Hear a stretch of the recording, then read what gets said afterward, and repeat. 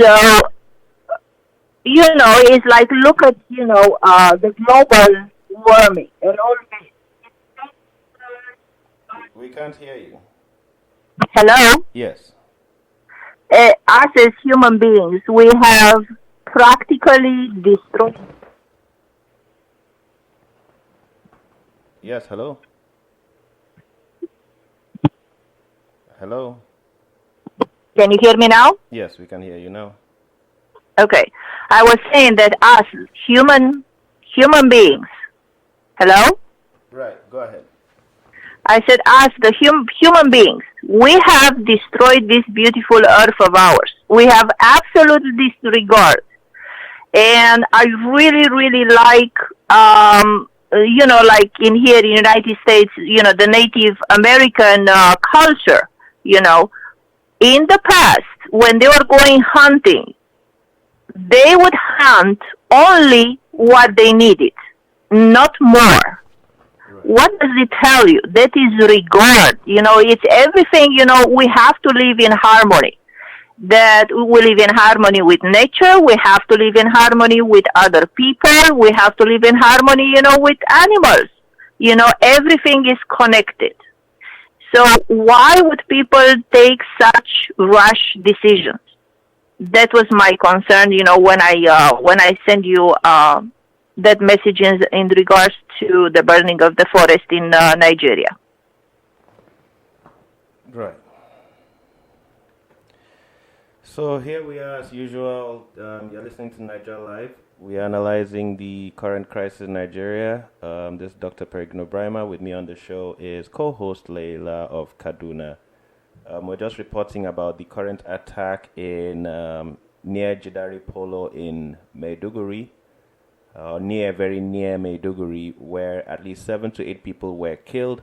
And a security update that I'm just receiving, the 7 to 8 people were killed when a grenade landed at a borehole. Let me see this.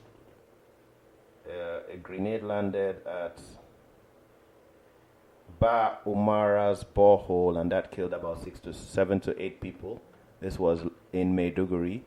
The sound of the explosions and gunshots are very, very loud in Maiduguri, so they felt, the people actually were afraid and initially thought the attack was in Maiduguri, the capital itself.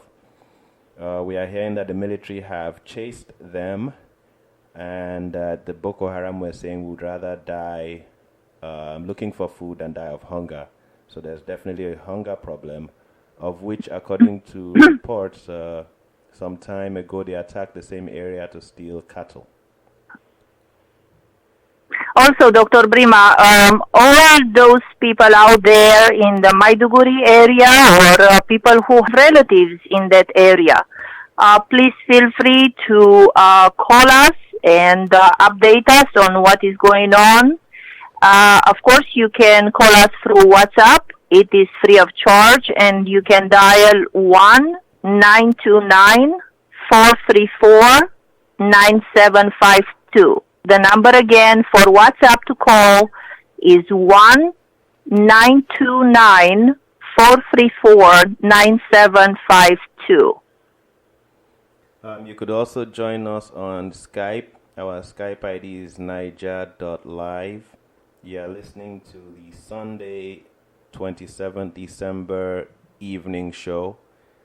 You could also write WhatsApp or Skype, or you could call, those two numbers. Those two are fine. Okay, so yes, what else are we talking about today? Well, just briefly, I think, we should just review, this year as we are getting now, very close to the end of 2015. I think we should review for just a few brief minutes what has happened. I think that you also agree that this has been probably, in my opinion, one of the most significant years in the history of Nigeria. And really, I will not forget in a hurry, this year for everything. And unfortunately, there were practically all very sad things that have taken place in Nigeria. Starting from the beginning of the year when Nigeria hit a world record for the worst, most terrible human disaster, when over 2,500 Nigerian peasants were killed in Baga, outskirts of Borno, by ravaging Boko Haram, due to the deliberate carelessness and cluelessness of the former administration, when the multinational joint task force was not instituted as had been agreed in the Paris Accord, and they did not station enough troops there. They had allowed Niger to pull out. They had allowed Chad to pull out, and they had not reinforced that border. And Boko Haram swept in and burnt down the whole towns and killed over 2,500, which was the greatest singular disaster in the last decade at least. So that was how the year started. What are the other... Not in a very good way, right? Not in a very pleasant way. The way I think that a lot of people were expecting it to start. But of course, along the way, then later on we did have, in April we have President Buhari who came into power.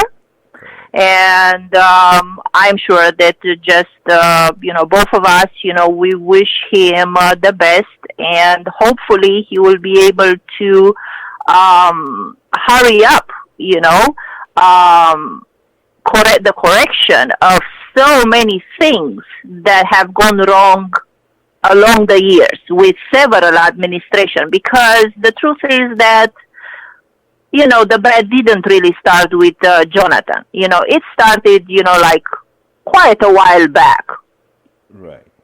So we do wish him the best in the new year, as well as I hope personally that, each governor from each state is really, they are going to make real changes in each state.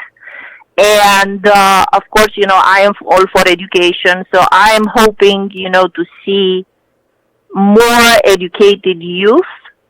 I am hoping, to see the improvement of the standard of living of the regular, masses in Nigeria.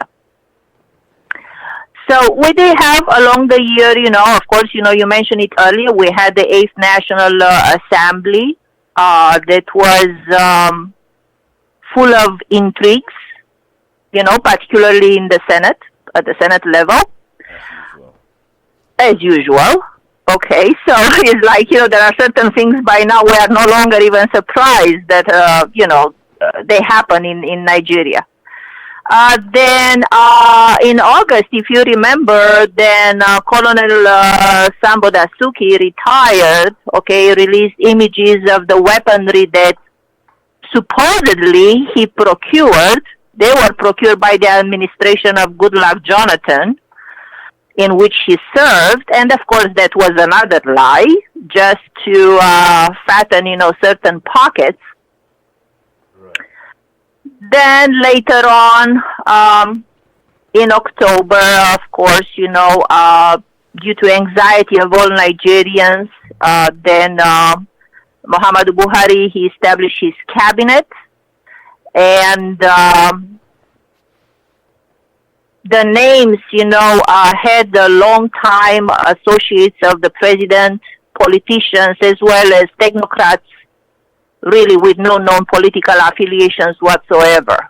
But it was a mixed again, it was, yeah. So again, let us give them the benefit of the doubt, and let us just continue to see what is going to happen in the future. Then the sad news came about the demise of the APC governorship candidate in Kogi State, Prince Abubakar Audu, who died on November the 21st, I believe. Definitely a shocker. That was a shocker. So again, throughout the year, is like, all I can say is like, wow, wow, wow. What a year we have had in Nigeria. If it is not Boko Haram, then, it's just problems with electricity, and it seems that this problem still continues to happen, in Nigeria. If it is not a problem, with the petrol, the gas station, then we have the Zaria incident, then we have the Biafra supporters, and there is always something going on. It's like, who is to say that Nigeria is not an exciting place to live? I mean, if it was some kind of world show where they are watching from outer space, Nigeria is where they will always be focusing on, because there's always so much drama in Nigeria. But so much. I'd like to ask your opinion. What do you think about how long does it take? Let's assume this government is making its missteps because, it's just like they suddenly put me and you in power. We are probably not, there's something I've always suggested, which is a particular curriculum for people who are going into leadership. And this is how it used to be in the past, before this democratic system came where any random person can become a leader.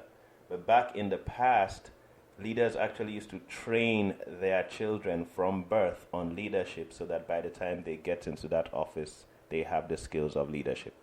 So based on this, what if we said that, if I want to ask you, how long would you suggest we should give a new government to get their act together, to stop making careless mistakes like saying we are going to end Boko Haram by December, and that would cause the military to misact and burn down forests and do stupid things to try to meet certain erroneous statements that the leadership has made. Also, when you look at the handling of Nnamdi Kanu, of Radio Biafra, of Dasuki, we had people who were being held without charge or without proper charge, and you have all these blunders. It's been about 8 months or so since this government took over power. How long do you say you need to give a government before you start saying they are clueless and, something should change? Okay, first of all, Dr. Brima, and to all the listeners, in my opinion, there have been a lot of bad things going on for years and with several administrations that have not been corrected over the years.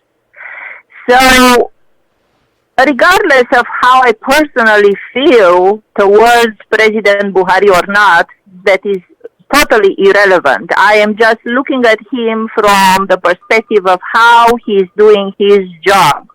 Now, is he making mistakes? Yes, of course he's going to make mistakes. Is he really a businessman? Is he really a diplomat? Not really. He's a military man, a former military man. So it is understandable to make mistakes. But those mistakes, they shouldn't be too costly to the regular masses, to the poor people that form the majority in the country. So now you are asking me how long do I think that would be an adequate time for them, to really start moving the country forward. I would say that there is a need at least, I wish it would be, that something can be done within the first 2 years at least, but I think there is the need for more. You cannot really change overnight all the bad that has happened for so long. Right. Okay, it is so easy. We had so many, it was Buhari, then it was Babangida, then Abacha, all these people, everybody has taken their share. Everybody has fattened their pockets, so, and then, you know what? Even if you are a criminal, if you steal and then suddenly, you start and help the community, guess what? It's so easy for you to recreate yourself, to transform yourself, and then people to look at you as a model citizen. So, they have all stolen. Okay, this is a fact. It's like I don't care what anybody say. It's like everybody, has taken something, or they have enriched their families, or they have given government contracts, to relatives who have no clue of what they were doing.